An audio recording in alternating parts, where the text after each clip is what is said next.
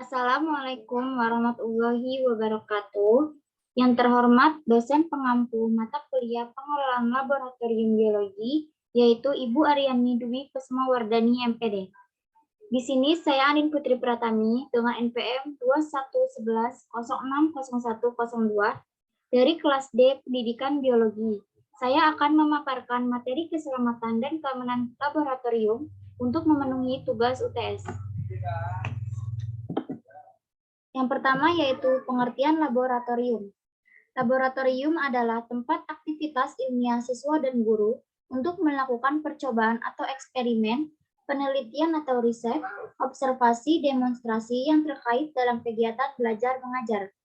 Juga termasuk dalamnya percobaan ilmiah dalam bidang sains, IPA atau biologi, kimia, fisika, teknik, atau lainnya sesuai kebutuhan bidang studi.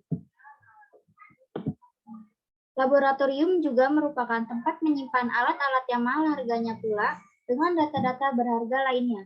Maka keselamatan ini meliputi yang pertama yaitu tempat bekerjanya, alat dan bahan yang tersedia, pekerjaan dan hasil karyanya, hubungan antara pekerjaannya, praktikan, asisten mahasiswa dan dosen, dan yang terakhir adalah lingkungan. Selanjutnya ada keselamatan kerja di dalam lab. Yang pertama ada laboratorium dengan perabotannya, yang kedua ada listrik, yang ketiga ada kecelakaan akibat kebakaran, yang keempat ada kecelakaan akibat bahan kimia, yang kelima label bahan kimia berbahaya, dan yang keenam pencegahan terhadap bahan kimia berbahaya. Selanjutnya ada beberapa catatan mengenai laboratorium yang menyimpan bahan-bahan kimia. Semua bahan kimia harus tersimpan dalam botol atau kaleng yang sesuai dan tahan lama. Sebaiknya disimpan di tempat-tempat yang kecil dan cukup untuk pemakaian sehari-hari. Yang kedua, tempat persediaan untuk jangka panjang harus tersimpan dalam gudang bahan kimia yang khusus atau gudang dalam tanah, misalnya. Yang ketiga, yaitu setiap saat bahan kimia harus diperiksa secara rutin untuk menentukan apakah bahan-bahan kimia tersebut masih dapat digunakan atau tidak, dan perbaikan label yang biasanya rusak.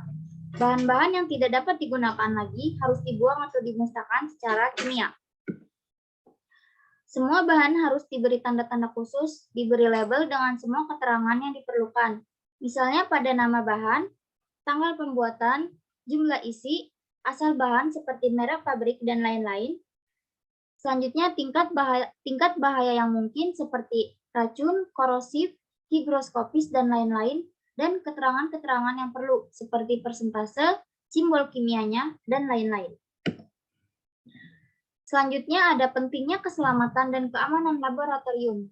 Eksperimen dapat menjadi suatu kegiatan menyenangkan dan dapat juga membahayakan karena yang pertama yaitu melibatkan bahan kimia yang berbahaya, yang kedua menggunakan benda tajam, yang ketiga menggunakan alat elektrik, dan yang keempat menggunakan api atau pemanasan. Oleh karena itu, dosen atau guru harus mampu mencegahnya. Begitupun siswa atau mahasiswa untuk mengetahui bahaya apa saja yang mungkin terjadi agar kecelakaan dapat dicegah. Selanjutnya, sebab terjadinya kecelakaan. Yang pertama, kurangnya pemahaman tentang sifat dan karakter bahan-bahan kimia. Yang kedua, kurang jelas petunjuk praktikum atau kurang bimbingan dan pengawasan guru terhadap siswanya ketika praktikum. Yang ketiga, kurangnya ketersediaan fasilitas keamanan dan perlengkapan perlindungan yang memadai. Yang keempat, kurang taatnya siswa dalam mematuhi peraturan laboratorium. Yang kelima, tidak menggunakan perlengkapan pelindung yang seharusnya. Dan yang terakhir, kurang bersikap hati-hati selama praktikum. Adapun tanda-tanda yang sering digunakan secara internasional dalam laboratorium yaitu yang pertama, ada poison, yaitu bahan-bahan yang bersifat beracun. Yang kedua, flammable, yaitu bahan yang mudah terbakar. Yang ketiga, ada korosif, yaitu bahan yang dapat merusak jaringan hidup. Yang keempat, ada iritan, yaitu dapat membakar kulit, selaput lendir, atau sistem pernapasan. Yang kelima, yaitu radioaktif, yaitu bahan yang bersifat radioaktif. Yang keenam, high voltage, atau peringatan tegangan tinggi. Selanjutnya ada aturan umum laboratorium. Yang pertama, penataan ruang yang baik. Yang kedua, gunakan perlengkapan yang sesuai. Yang ketiga, berikan tanda peringatan setiap perlengkapan. Dan yang keempat, gunakan sistem pembuangan yang sesuai. Adapun contoh-contoh laboratorium, yang pertama yaitu laboratorium riset, yang kedua laboratorium analis, yang ketiga laboratorium uji, dan yang keempat laboratorium pengajaran. Adapun penanganan luka dalam laboratorium, yang pertama yaitu jauhkan bahan kimia yang menyebabkan luka bakar, yang kedua segera membilas area yang terluka dengan banyak air, sangat penting untuk melarutkan zat kimia yang menempel.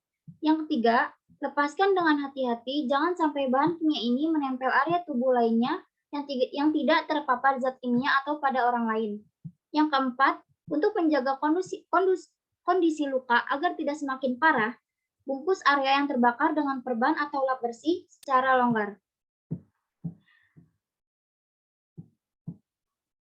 Sekian materi yang dapat saya sampaikan, kurang lebihnya mohon maaf. Wassalamualaikum warahmatullahi wabarakatuh.